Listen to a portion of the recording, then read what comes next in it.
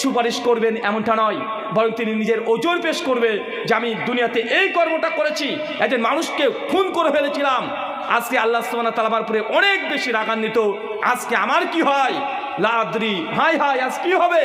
মুসা সাহেব নিজের উম্মত থেকে সেই দিন সেই সময়ের জন্য তাৎক্ষণিক কি করবেন, কথা বলেন, সম্পর্ক ছিন্ন করে নেবে। শাফাত করবে না তা নয়, কিন্তু প্রথম শাফাতে কুবরা যেটা হবে, যেটা বড় শাফাত, সেটা প্রথমে যে অন্য নবীরা করবে এমনটা নয়। মানুষ ছুটে যাবে ঈসা নবীর কাছে, যাবে ইব্রাহিমের কাছে, সুলাইমান, দাউদ, ইউনুস, ইউসুফ, ইউসা, জাকারিয়া, ইয়াইয়া, সমস্ত নবীর উম্মাত নিজ নিজ নবীর কাছে যাবে। শুধু এক চলক, শুধু একটু জন্য শাফাত আজকের দিনে হয় কেন, সেই দিন অনেক ভয়ঙ্কর পরিস্থিতি তৈরি হবে। শাফাতের গুরুত্ব কি আপনি এটা বুঝতে পারবেন না যখন আপনি বিপদে পড়েন।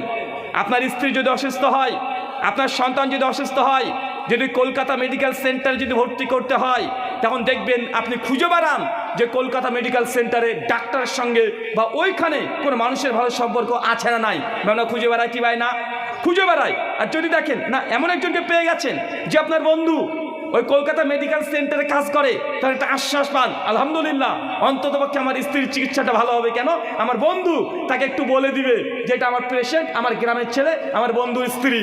একটু আমরা আশ্বাস পাই না ভাইজান, আমরা আশ্বাস পাই যে কোনো জায়গাতে। মানুষ যখনই বিপদে পড়ে ওই সময়তে একজন সুপারিশকারী প্রয়োজন হয়, আর যদি সুপারিশকারী মিলে যায় মুখের আনন্দ, একটা আনন্দ কাজ করে কি করে না করে। তো কিয়ামতের মাঠে আল্লাহ সুবহানাহু ওয়া তাআলা কোনো মানুষকে চায় না যে জাহান্নামে দিতে, আল্লাহ চান যে আদম সন্তান প্রত্যেকেই যেন জান্নাতে প্রবেশ করে। এই জন্য অনেক রকমের প্রস্তুতি আছে আল্লাহর, অনেক রকমের প্রস্তুতি। তার মধ্যে এই একটা প্রস্তুতি, মানুষ যখন নবী মুহাম্মদ সাল্লাল্লাহু আলাইহি ওয়াসাল্লামের কাছে চলে যাবে, নবীর উম্মত যখন আসবে, চতুর্দিক থেকে সমস্ত নবী যখন তার উম্মতকে বলবে যে আজকে আমি তোমাদেরকে শাফাত করতে পারবো না, মানুষ যখন নবী মুহাম্মদ সাল্লাল্লাহু আলাইহি ওয়াসাল্লামের কাছে আসবে, আল্লাহ নবীকে দেখবেন যে তিনি সিজদায় লুটিয়ে পড়ে তিনি ক্রন্দন করছেন, কাঁদছেন, ইয়া উম্মতি, ইয়া উম্মতি, আল্লাহ আজকে আমার উম্মতের কি হবে, আল্লাহ আমার উম্মতের কি হবে, আজকে আমার উম্মত আজকে ছুটে বেড়াচ্ছে, আল্লাহ ইয়া উম্মতি।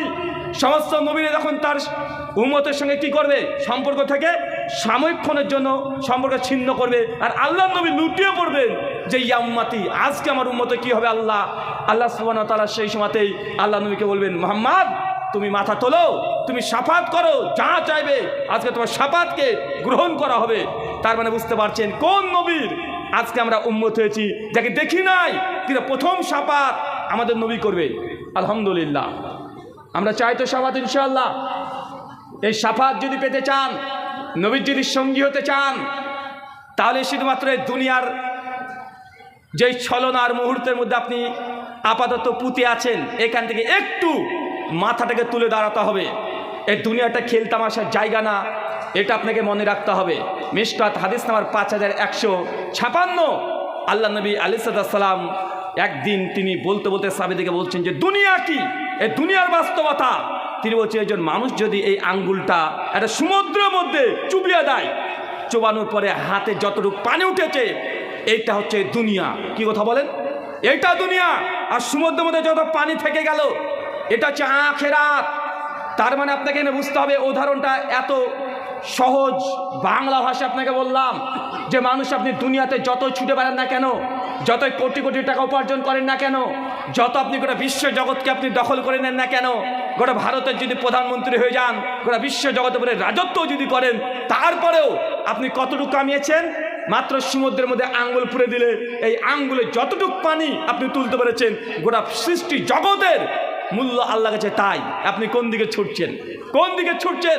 পরকাল অনেক লম্বা একটা সময়, যেই সময় মানুষ আর মৃত্যুবরণ করবে না। এই দুনিয়াতে এসেছেন মাত্র 20 বছর, 30 বছর, 40 বছরের জন্য। কত বছর আপনি থাকবেন? আপনি 10 বছর 12 বছর পর্যন্ত কিছু বুঝতেন না, কিছু বুঝতেন, কিছু বুঝতেন না।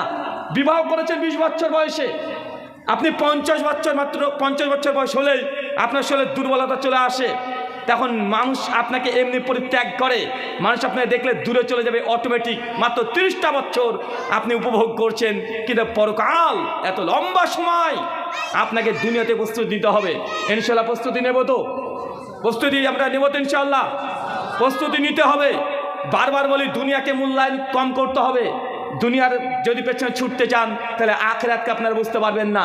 আমরা যখন আলোচনা করি, আপনাকে বুঝাতে আমরা ব্যর্থ হই, বারবার ব্যর্থ হই যে ভাই মৃত্যু অনিবার্য, মৃত্যু বা জীবন এটা অনিবার্য। অনিবার্য কি অনিবার্য নয়? অনিবার্য। এটাকে আপনাকে আগে অন্তর থেকে কঠিনভাবে ঈমান নিয়ে আসতে হবে। মৃত্যুবরণ করবেন, আজকে মৃত্যুবরণ করতে পারেন, পারেন কি পারেন না? কথা বলেন। আজকে মৃত্যু হয়ে যেতে পারে, হয়ে গেলে কি করবেন? যতক্ষণ জীবিত আছেন ততক্ষণ আপনি প্রস্তুতি নিতে পারবেন। চলেন আমরা ধারাবাহিক পর্যায়ে এক একটা করে আমলের কথা বলি। সূরা নিসা সূরা নম্বর 4 আয়াত নাম্বার 69 আল্লাহ সুবহানাহু ওয়া তাআলা বলছেন, ওয়া মা'ইতিল্লাহ ওয়া রাসূলা, যে ব্যক্তি আল্লাহর আনুগত্য করবে, রাসূলের অনুসরণ করবে, তারা কার সঙ্গে থাকবে? আল্লাহ বলে দিচ্ছেন, আন-নাবিয়্যিন ওয়া সিদ্দিকিন ওয়া শুহাদা ওয়া সালেহিন। যারা আল্লাহর আনুগত্য করবে, আল্লাহর ইবাদত করবে, আল্লাহ যা করতে বলেছে তাই মেনে চলবে এবং রাসূলের অনুসরণ করবে। সূরা নিসার 69 নম্বর আয়াত আল্লাহ জানিয়ে দিচ্ছেন, এরা থাকবে 4 ক্যাটাগরি মানুষের সঙ্গে। 1, নবীদের সঙ্গে, শহীদদের সঙ্গে, সিদ্দিকদের সঙ্গে, আর সালেহিন নেককার পরেজগার ব্যক্তিদের সঙ্গে। মানে জান্নাতের যে স্তর আছে, আপনি তখন প্রতিবেশী কার হবেন? কথা বলেন। কার প্রতিবেশী হবেন? নবীর প্রতিবেশী হবেন। আর নবীর প্রতিবেশী কে? আবু বকর সিদ্দিক।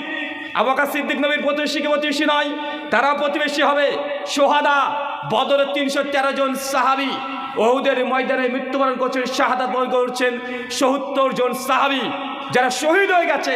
এই শহীদদের ক্যাটাগরি, নবীদের ক্যাটাগরি এবং যুগে যুগে যারা বড় বড় আলেম চলে গেছে সালেহিন। এই সালেহিনের ব্যাখ্যা করতে গিয়ে ইসহাক বিন রাহুইয়া রাহিমাহুল্লাহ তিনি বলছেন, ইমাম যাহাবী শিয়ারু আনামিন নুবালা 8 নম্বর খণ্ডের 117 নম্বর পৃষ্ঠায় বলছেন, এই সালেহিন ইয়ানি আহলুল হাদিস। কারা বলেন তো ভাইজান? আহলুল হাদিস। আর আহলুল হাদিসের ব্যাখ্যা করতে গিয়ে শেখ আল্লামা নাসিরউদ্দিন আলবানী রাহিমাহুল্লাহ সিলসিলা হাদিসে সহিহা হাদিস না 280 মধ্যে বলছেন, এই আহলুল হাদিস বলতে প্রথম ক্যাটাগরি ইমাম বুখারী, ইমাম মুসলিম, ইমাম আবু দাউদ, ইমাম তিরমিজি, ইমাম ইবনে মাজাহ, নাসাই, যুগে যুগে যারা হাদিসের খেদমত করেছে, এদের সঙ্গে কিয়ামতের মাঠে বিচারের পরে আপনি যে জান্নাতি হবেন, জান্নাতে এদের পাশে থাকবেন। চিন্তা করতে পারছেন যে সহিহ বুখারী আমরা না পড়লে যেন আলেম হতে পারি না। ইমাম বুখারীকে আমরা চোখে দেখি নাই, ভাই দেখেছি। ইমাম মুসলিমকে চোখে দেখি নাই, ইমাম তিরমিজিকে দেখি নাই। কিন্তু আমরা যদি শুধু আল্লাহর আনুগত্য আর রাসূলের যদি অনুসরণ করি, তাহলে আমরা কাদের প্রতিবেশী হব, কোন কোয়ালিটির মানুষের সঙ্গে প্রতিবেশী হব আপনি চিন্তা করতে পারছেন? একটু শুধু ভাবেন যে জান্নাত চলে গেছেন, এই বাড়ির পাশে একটা বাড়ি দেখছেন, নবীর বাড়ি, তার পাশে আবু বকর, ওমর, ওসমান, আলী, 313 জন যাদেরকে শুধু কিতাবের পাতায় পড়েছেন। খালিদ বিন ওয়ালিদ, শুধু শুনেছেন নাম যে খালিদ বিন ওয়ালিদ নবীর জন্য জীবনে অনেকগুলো যুদ্ধ করেছে। ভাই আমরা শুনেছি না? সেই দিন যদি সাক্ষাৎ হয়ে যায় তাদের সঙ্গে, কত চমৎকার মনে হবে।